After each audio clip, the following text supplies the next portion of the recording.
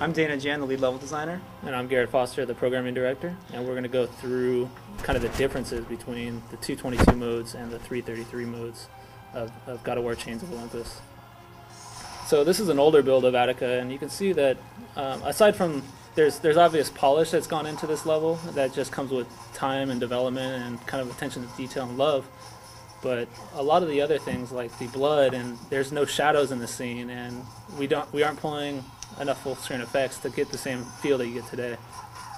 The blood system is actually something that was a really contested thing because it actually is a very difficult thing to pull off correctly. And in this version here, you're seeing little blood splats that are coming out that are canned particle systems, and they don't land on the ground. When you're fighting the guys, we didn't have any lights affecting the characters, so Kratos' blades, while they're on fire, aren't actually illuminating anything.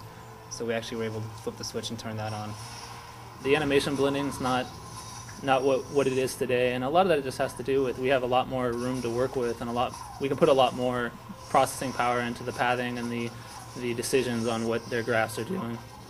You can see in this scene that there's actually significantly less people in this scene, and that's because really it's all we could push at the time.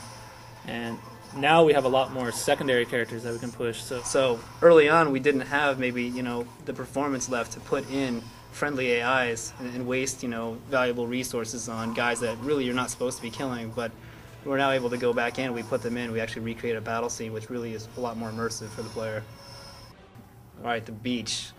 Huge differences on the beach, obviously lighting and shadows here, but there's a lot of full screen effects. Every explosion here, you can see that they're triggering effects here, but we're not throwing a lot of particles, and all the particles are lit by flashes as well, so you're going to see a lot of differences. And one of the things is this area is actually supposed to be like a little gauntlet for the player to run through. Nothing really challenging, but I mean, we wanted to set up a lot of explosions so you felt kind of pressure as you're running through here. And you can see in this version, while we have some explosions going off, it doesn't really feel overwhelming to the player.